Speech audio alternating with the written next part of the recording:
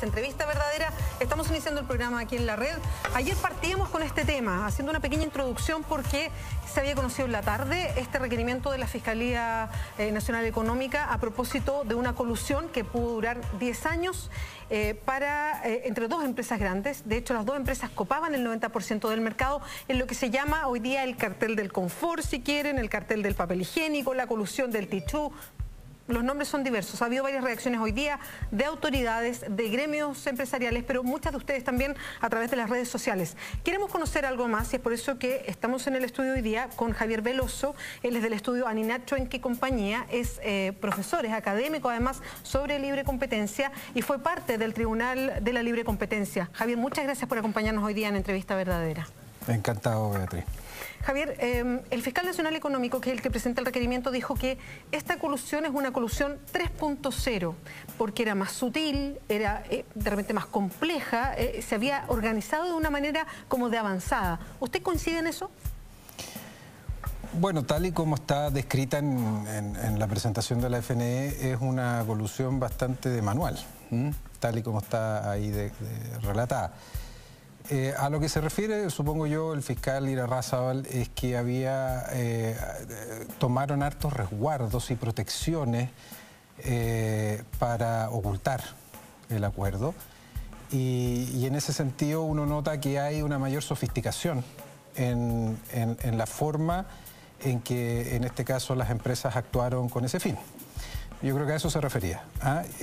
Ahora, en esas sofisticaciones, como para resumir, tiene que ver con cómo fueron cambiando a ser más cautos, a usar, no sé, teléfonos. Son detalles que llaman tanto la atención.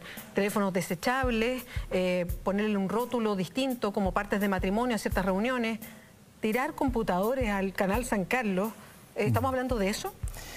Bueno, a medida que las legislaciones y las institucionalidades de libre competencia van avanzando y van teniendo éxitos, como ha sido el caso chileno, y estos casos empiezan a socializarse y la gente está más consciente y tienen impacto público, el efecto natural es que las empresas, sobre todo las empresas que tienen ejecutivos más educados, con mayores niveles de sofisticación, etcétera, empiezan a recurrir a mecanismos más complejos, tanto para monitorear los acuerdos como para sancionar a los que se desvían de los acuerdos y también para ocultarlos. Ese es el efecto, tal vez no deseado, de que la institucionalidad de libre competencia hoy día esté en Chile consolidada. Hace no muchos años atrás los acuerdos eran bastante naif, eran acuerdos bastante burdos, muchas veces uno notaba que los que celebraban estos acuerdos no eran muy conscientes de que lo que estaban haciendo estaba mal, que estaba prohibido por la ley. Y por lo tanto, cuando uno ve ya estas sofisticaciones como las que describe el fiscal Irarrázaval en su escrito, uno ve que ya hay más conciencia de la ilicitud, de que lo que están haciendo está prohibido y por lo tanto hay que ocultarlo. Ahora, Javier, cuando las empresas entran a un sistema como este de hacer acuerdos, uno para mantener un nivel de mercado, o sea, para una cantidad de producción determinada y así poder fijar los precios y que básicamente es como se coluden, ¿puede pasar que durante 10 años se coludan y nadie sospeche que esto sucede? ¿Por qué la Fiscalía empieza a investigar el 2014 de algo que presume se hizo entre el 2010 y el 2011? O sea, es de la esencia de los carteles que son extremadamente difíciles de detectar. Y sobre todo cuando, como decíamos delante, empiezan a sofisticarse las formas de ocultamiento. Incluso en el escrito del fiscal Irarrázaval dice que se intensificaron estas formas de ocultamiento a partir del caso de la farmacia. Cuando aparece el caso de la farmacia hay como una especie de mayor preocupación porque no se ha descubierto. Entonces, es precisamente esa la razón por la cual los carteles son poco detectados y hay pocas sanciones a los carteles. Si uno mira las estadísticas del Tribunal de la Competencia, que están publicadas en su página web, solo el 14% de los casos que el tribunal tiene son de colusiones. El resto son de otro tipo de infracciones a la competencia. Eso demuestra que son probablemente las más difíciles de detectar Javier, y de probar una vez que se detectan. Sí, yo ya voy a entrar a ese tema a propósito de la delación compensada y eso, pero a ver, escuchando comentarios, insisto, esto cómo nos afecta a todos, porque cuando uno mira que esto pudo funcionar durante 10 años y afectó al 90% del mercado y uno ve las marcas que están involucradas, uno dice, a mí me hicieron leso. Porque uno compró alguna de esas marcas en algún momento que son las que están en el supermercado. Entonces, yo escuché varias cosas. Por ejemplo, que uno comenta, oye, pero sí, claro, estos gallos tenían como el mismo precio. Uno no encontraba grandes diferencias, a no ser que fuera diferencias de calidad en lo que se presentaba. O, qué sé yo, uno puede notar eso. ¿Cómo desarrollan una colusión para que no sea tan fácil de captar, digamos? ¿De qué manera se las arreglan? Es muy buena tu pregunta. Las colusiones no son fáciles de detectar por los afectados. Las colusiones no pueden ser percibidas por los consumidores. El que haya precios similares puede ser un signo de competencia. Cuando hay mercados con alta concentración, se produce lo que los economistas llaman oligopolios, con interdependencia entre los oligopolios que se miran y fijan sus precios según los precios que fijan los otros. Eso no está prohibido. Eso es parte del funcionamiento de los mercados con pocos actores. Entonces, distinguir cuándo la similitud de los precios, el paralelismo del movimiento de los precios es debido a que se están mirando para competir, claro, o es debido a un acuerdo, es imposible para los consumidores. Para las autoridades de defensa de la competencia también es muy difícil detectarlo y también es muy difícil diferenciar los paralelismos cuando se deben a acuerdos o cuando se deben a la forma natural en que se desempeñan y se compite en los mercados con pocos actores. Entonces, por esa razón, existen mecanismos que permiten detectar con mayor precisión estos casos y además obtener pruebas, que son los que tú mencionabas, la delación compensada, pero también algunas facultades intrusivas que tiene el Fiscal Nacional Económico que le permiten entrar a edificios públicos, a edificios privados, que le permiten cautar, allanar. ¿No es así? Y que le permite, claro, y que le permite también interceptar comunicaciones. Emails, teléfonos, puede pedir a las compañías de telecomunicaciones los reportes de los llamados, etcétera. Entonces, todo por supuesto. Eso pasó en el caso de los pollos, además. Correcto, todo esto por supuesto controlado por los tribunales, por los tribunales que hacen las veces de un juez de garantía para evitar que se vulneren algunos derechos con estas facultades. Pero sin estos instrumentos es muy difícil detectar los carteles, es muy difícil llevarlos a juicio y ciertamente es muy difícil tener las pruebas como para poder llegar a una sentencia condenatoria. Javier, aquí había un tránsito respecto a la colusión y se menciona mucho el año en que se cambió la legislación y ya no existe pena de cárcel para el delito de colusión, sino que hay multas. Así es. Hoy día hay un proyecto de ley que estaba estancado, al parecer con esto va a avanzar en el Congreso, que restablece penas de cárcel, eleva las multas mucho más. Entonces, y esto ha sido foco de polémica. A su juicio, usted tiene experiencia, es abogado del tema, académico, ha sido parte del Tribunal de la Libre Competencia. ¿Cuál es la ley? ¿Cómo debería ser la ley? ¿Cuál es lo adecuado para sancionar la colusión y que en definitiva permita o haga que el mercado funcione y no haya esta intención de coludirse?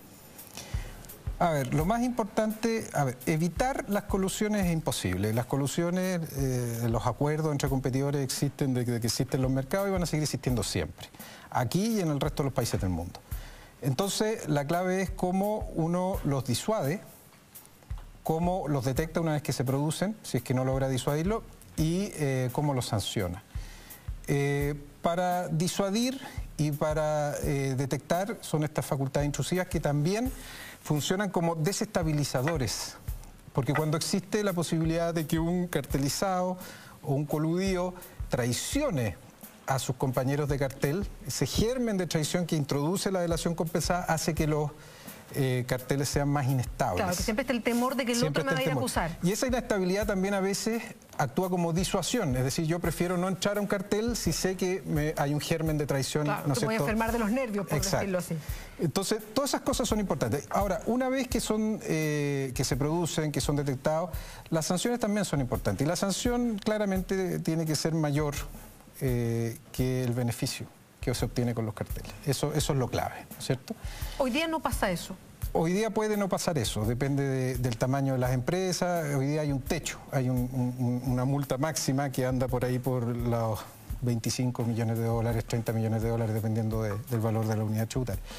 Entonces, Lo que se está proponiendo en este proyecto de ley que está en la Comisión de Constitución de la Cámara de Diputados es que se sancionen todas las infracciones a la libre competencia con el doble del beneficio obtenido o bien con hasta el 30% de las ventas en el periodo que dure la infracción. Y en el caso específico de la colusión, además, se establece una pena de cárcel. ¿Y es lo adecuado? Posible pena de cárcel. Esa respuesta se ve de acuerdo a las características de cada mercado y de cada país. Yo creo personalmente que en un país como Chile, donde hay mercados sumamente concentrados, donde hay hartos elementos que de alguna manera facilitan las colusiones, podría ser adecuado para los carteles más duros. Estos carteles hardcore, cartel que se llama, que son carteles donde hay un acuerdo, un monitoreo y un sistema de sanciones, como el que se describe en este requerimiento. Hay que recordar que todavía falta que el Tribunal de la Libre Competencia dicte sentencia. Vamos a seguir conversando. Javier Veloso nos acompaña, fue miembro del Tribunal de la Libre Competencia, es abogado especialista en el tema, de Aninat Chuenque y compañía. Hacemos una pausa, volvemos.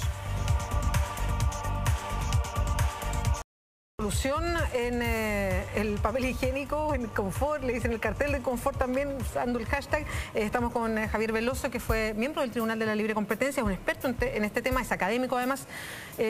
Javier, ¿por qué aquí existe la siguiente figura? Está la Fiscalía, por el requerimiento de la Fiscalía, el escrito dice, ellos empiezan a investigar esto el 2014. Y viene el reconocimiento, el autorreconocimiento, la autoinculpación de una de las empresas, que es la CMPC, que es la más grande. Esto pasa a principios del 2015. Y después viene la otra que hace lo mismo, se autoinculpa, en fin, tratando de buscar esta delación compensada.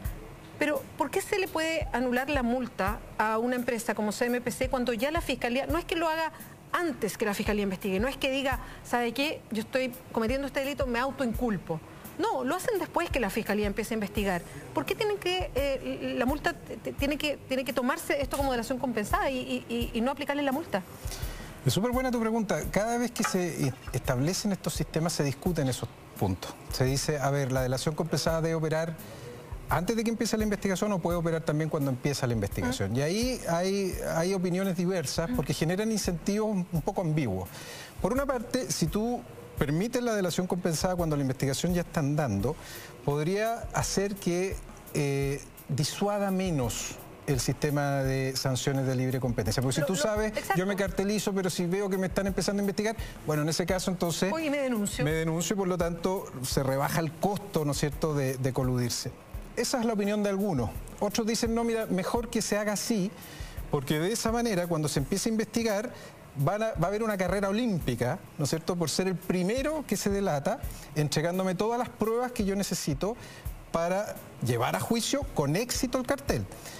Eso es más entendible cuando son varios coludidos, cuando son 10 coludidos. Entonces, está bien que haya una carrera olímpica y el primero, tal vez el segundo y tal vez el tercero obtengan algún beneficio, pero los demás no. Acá, en este caso, la gente, yo entiendo que no le parezca bien, porque son solamente dos. Y son solamente dos que uno recibe 0 sanción y el otro recibe una sanción disminuida. Entonces, diera la impresión de que algo no está bien. Yo creo que es un tema que hay que revisar. Yo creo que yo prefiero personalmente los sistemas en que solamente opera la exención total de multa cuando no ha comenzado la investigación. Pero eso es una opción que tiene que hacer el legislador. Yo creo que en la discusión que se está dando en el Congreso de la nueva ley o de las nuevas reformas de la ley podría incluirse este tema. Ahora, la CMPC, que es la grande en este caso, y la SCA, que antes era PISA, que es la otra, entre las dos tenían el 90% del mercado. Cuando entre dos tienen el 90% del mercado, además es necesario coludirse si ya están ganando el mercado casi completo. Bueno, es que las colusiones son para vivir con más tranquilidad y comodidad, porque hay que hacer menos inversiones, hay que innovar menos publicidad, etcétera, cuando uno tiene estos acuerdos. Y además se gana más plata, porque por muy pocos que sean los competidores, incluso dos, cuando hay cierta competencia pueden haber eso redundar en precios competitivos. O sea, con determinadas circunstancias eso puede parecerse mucho a un mercado con varios competidores. Entonces, la respuesta obvia es que aunque sean pocos y tengan todo el mercado, es mejor coludirse que competir para efectos de obtener mejores utilidades, ¿verdad? leía por ahí una comparación que hay de los precios de estos productos en distintos países y parece ser que el caso chileno, al menos por los estudios que yo vi, 3, 4 veces el precio que hay en Estados Unidos, en España, en otros países latinoamericanos, ¿te fijas tú? Entonces, el tema de cuántos actores hay no es relevante, salvo porque es más fácil llegar a un acuerdo. Mientras menos sean las personas que tú tienes que poner de acuerdo para cartelizarte, es más fácil llegar a un acuerdo. Javier, yo sé que esto no es directamente tu materia ni tu expertise, pero quiero una opinión, ya que trabajas con este tema. ¿Cuánta codicia hay que tener para estar pensando en hacer esto por tanto tiempo? Son empresas gigantes. La CMPC es de uno de las 5 familias más ricas de Chile, de millones de dólares que tienen inversiones afuera. O sea, ¿cuánta codicia tiene que haber para, además en cosas como el papel higiénico, que compran todos, y desde el papel más pituco, por decirlo así, al papel a lo mejor más sencillo? Entonces, ¿cuánta codicia tiene que haber para hacer algo así? ¿Por qué? Bueno, yo Beatriz, pienso que para efectos de los que hacen las políticas públicas y para efectos de los operadores de los sistemas o instituciones de defensa de la libre competencia, la pregunta correcta es cómo yo, asumiendo que esto va a ocurrir y que es imposible de evitar, ¿cómo hago yo para disuadirlo lo más posible, para desestabilizar los carteles lo más posible y para sancionarlos cuando son detectados? Entrar a hacer ese tipo de calificaciones de codicia no tiene mucho caso. Uno tiene que asumir que esto va a ocurrir y que ocurre en los mercados desde que existen y que va a seguir ocurriendo, ¿te fijas? Entonces, yo creo que lo importante es que estos carteles se sancionen cuando son detectados de una manera que efectivamente genere un efecto ejemplificador en el mercado. Javier, cuando pasa esto y sabemos que la empresa que se denunció primero o se autodenunció primero, que la CMPC no va a tener multa, ¿eso qué quiere decir? ¿No se va a seguir? ¿Quién va a pagar acá el haberse coludido? ¿Dónde van a estar las responsabilidades? ¿Cómo se van a perseguir penalmente? ¿Cuál es ese abanico que se puede abrir para perseguir penalmente?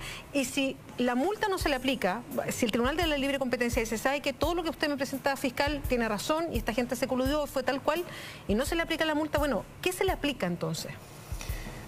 Bueno, existe efectivamente un tipo penal hoy en el Código Penal. No está claro todavía, los tribunales superiores de justicia, la Corte Suprema específicamente, no ha tenido la oportunidad de pronunciarse si aplica o no para las colusiones. ¿Fue lo que se ocupó en el caso Farmacia? Se ocupó en el caso Farmacia, pero no llegó a los tribunales superiores, se quedó en el tribunal de primera instancia. Y podría, eventualmente, el Ministerio Público, si así lo decide, decidir perseguirlo usando ese artículo. Yo personalmente pienso que no se aplica a las colusiones, pero hay discusión entre los abogados al respecto y con opiniones muy respetables para ambas posturas. Lo otro que puede existir es que cualquier infracción a la ley que genere daño a las personas puede perseguirse la responsabilidad civil, que ese daño sea reparado. En este caso en particular yo lo veo bastante complejo, porque son productos de consumo masivo. Sí. Es muy difícil de cuantificar y calcular los daños que individualmente se le han producido a las personas. Se pueden cuantificar los daños más bien globales que este tipo de conductas generan. Es mucho más difícil llegar a determinar cuánto de ese daño global que se ha producido debe ser indemnizado a cada persona que lo demande. ¿Te fijas? No, se entiende la complejidad. Javier, pero ahí tengo una duda. Si nadie presenta, pongamos esta figura, si nadie presenta un recurso, si la Fiscalía decide no investigar, si el CERNAC dice, mira, es tan difícil que hacer una demanda a mí me complica, que no venga ningún abogado a presentar nada, hoy día la empresa CMPC, que fue la que se delató primero, ¿no recibiría ningún tipo de multa ni sanción? Siempre hay una sanción reputacional. Moral. Importante. Es que es más que moral, porque la verdad de las cosas, yo no quiero asumir que hacer juicio de valor respecto a estas empresas, todavía no hay una sentencia del tribunal. Pero en general este tipo de infracciones generan un importante daño reputacional en las empresas. Y ese daño reputacional es cuantificable, en plata. O sea, no es inocuo para una empresa ser condenada de una infracción, por una infracción como esta. Entonces, ese daño reputacional existe. Pero efectivamente, si nadie acciona, como tú dices, el Ministerio Público probablemente podría no tener sanciones desde un punto de vista legal, efectivamente. La empresa SCA alegó, y ya uno puede empezar a adivinar cuál va a ser su estrategia de defensa, a través de un comunicado dijo que ellos finalmente, bueno, hicieron una investigación interna, entendieron que habían indicios de colusión, por eso se autodenunciaron en segundo lugar, pero que alegan que ellos fueron presionados por la grande, por CMPC, para coludirse, que no tenían alternativa, sino quedaban fuera del mercado. ¿Eso puede ser? ¿Es atendible que algo así suceda?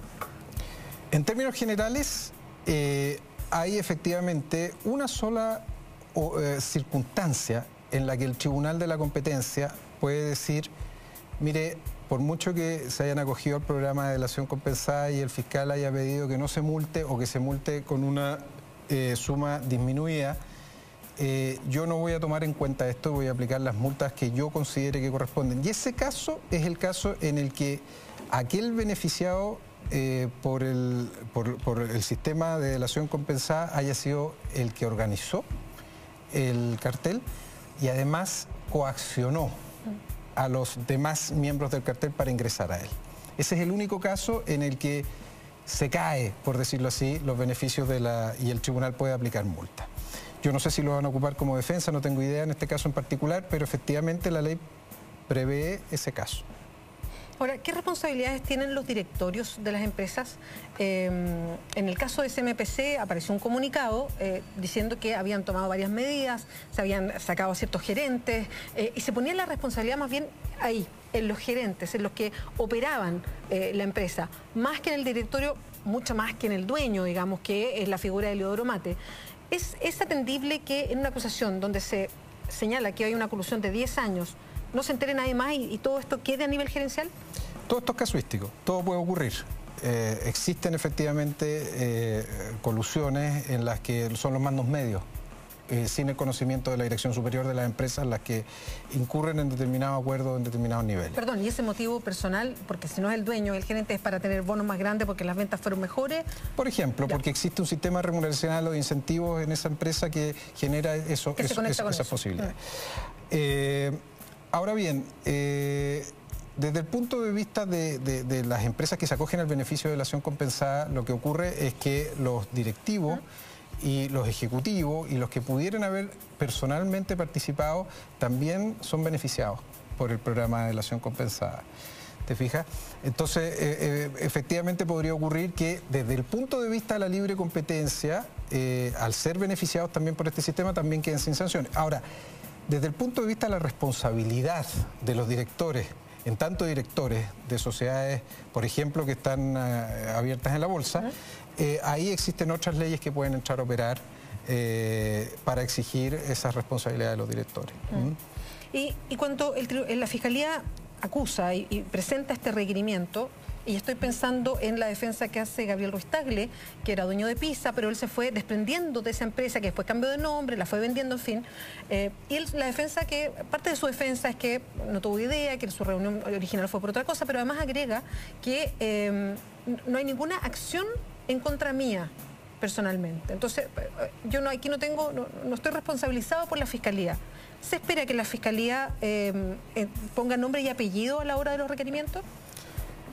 Puede hacerlo, pero en este caso no lo hizo. Y con nadie. Claro, en este caso si uno lo lee, ve que son las empresas y nada más que las empresas. Por lo tanto, ya está claro, en este caso en particular, que no se va a perseguir a las personas naturales. Y eso puede ser producto, como te decía, de que en el momento de llegar al acuerdo para acogerse al programa de delación compensada, se haya indicado además a una serie de personas que también serán beneficiados por este programa. Javier, conversando con productores pequeños de este mismo rubro, porque claro, la CMPC y SCA abarcaban casi el 90% y hay otro 10% de productores muy pequeños. Hablando con algunos de ellos, nos decían, una en específico, que es de la quinta región, decía, por fin se está puesto, porque nosotros entendíamos que esto estaba pasando, o sea, lo podíamos, pues, apreciábamos que algo así sucedía, pero ella decía, pero ojo, acá... independientes de la colusión, lo que pasa entre los grandes y los pequeños es una depredación, decía.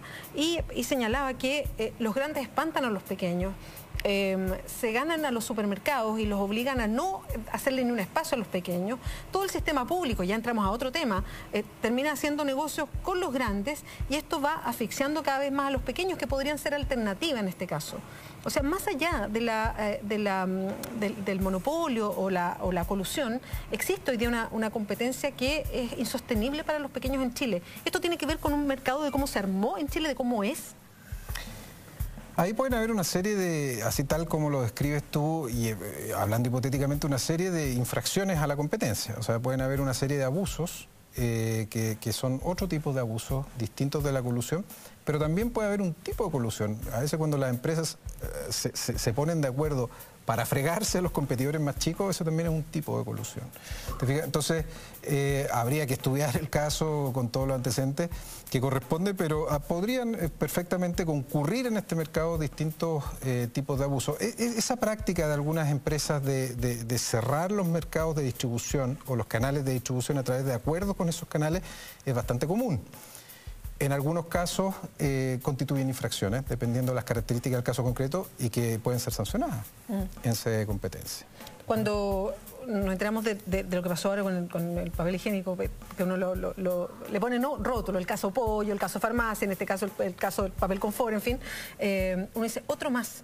Hoy día, si se investigara, ¿habría muchos más casos de colusión en Chile? ¿Chile es un país para la colusión?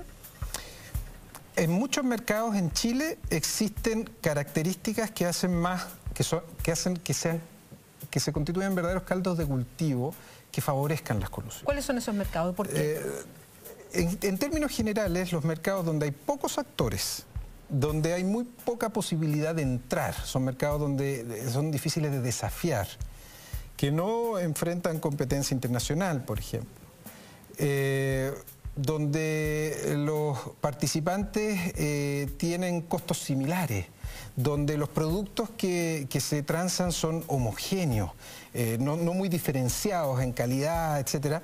En ese tipo de mercados hay más posibilidades de que existan prácticas concertadas o colusiones. Por lo tanto, parte del trabajo de la autoridad de competencia, especialmente la Fiscalía Nacional Económica, es tratar de vigilar en la medida de sus posibilidades esos mercados que son más propensos a que se produzcan acuerdos. Si hay más colusión en Chile, por supuesto que hay. O sea, es evidente que acuerdos van a ocurrir siempre, y han ocurrido siempre, y hoy día hay carteles funcionando que no están siendo detectados. Es una posibilidad estadística de una probabilidad igual a 1, digamos. Por eso son tan importantes, como te decía yo, las atribuciones que se les vayan entregando a las autoridades de competencia para poder detectarlo.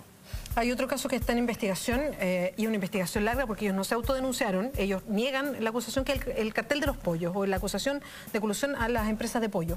Hoy día la Corte Suprema respaldó la multa de $60 millones que había puesto el Tribunal de la Libre Competencia porque estas empresas apelaron diciendo que siempre hemos operado de buena fe, nosotros no estábamos coludidos. ¿Esto que hace la Corte Suprema es un respaldo a lo que dijo el Tribunal de la Libre Competencia? ¿Lo que dice la Corte Suprema apoya a que efectivamente existió colusión en estos casos?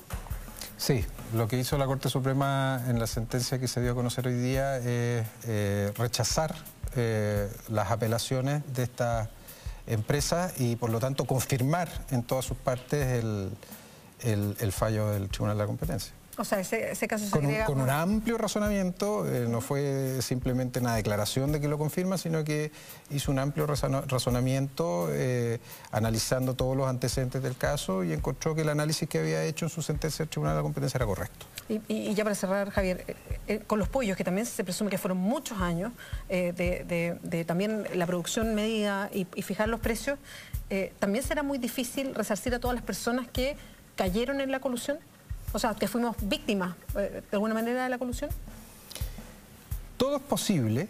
Pero personalmente yo preferiría que se hicieran algunos perfeccionamientos a la legislación, específicamente a la ley del consumidor, para facilitar las acciones colectivas en las que muchas personas puedan ser representadas en este tipo de juicios. Son las acciones colectivas, acciones de clase, las que son más apropiadas para casos como estos. Yo soy de los que piensa que la actual ley del consumidor lo permite, pero yo creo que se puede mejorar en algunos puntos la legislación para facilitarlo más. Pero yo creo que se puede. Bueno, también la ley que mejora el CERNAC, no sé si en ese aspecto específico está también en el Congreso. Viene con mejoras en ese punto también. ¿También? Sí. Y que es como la fórmula para uno entender que algo pasó, que hay una sanción, que a uno algo, no sé, se resarcen con uno de alguna manera, pese a que lo estuvieron engañando con los precios todos estos años. Correcto. Y de hecho muchos casos de competencia que son sancionados después van a los tribunales civiles y son perseguidas las responsabilidades civiles y se piden indemnizaciones. Eso ocurre todos los días.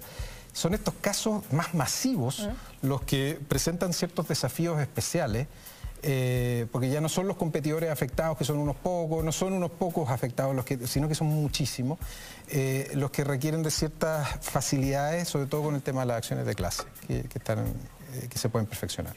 Javier Veloso, muchas gracias por acompañarnos hoy día en Entrevista Verdadera, por entregar información de las personas que conocen de temas que son bien complejos y que lamentablemente los chilenos hemos ido conociendo a propósito de los casos que se han sumado de colusión. Muchas gracias. Encantado, Beatriz. Buenas noches. Buenas noches. Muchas gracias por acompañarnos. Ya está listo Ignacio Franzanis, que viene Mentiras Verdaderas. Buenas noches.